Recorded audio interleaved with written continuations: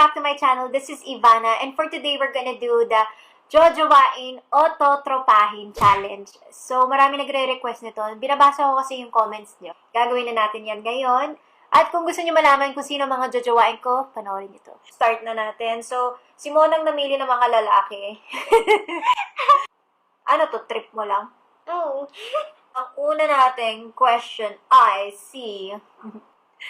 Well, mahilig kasi ako sa Pilipino. Yung Pinoy talaga na itsura. Minsan, afam. Depende sa mood ko.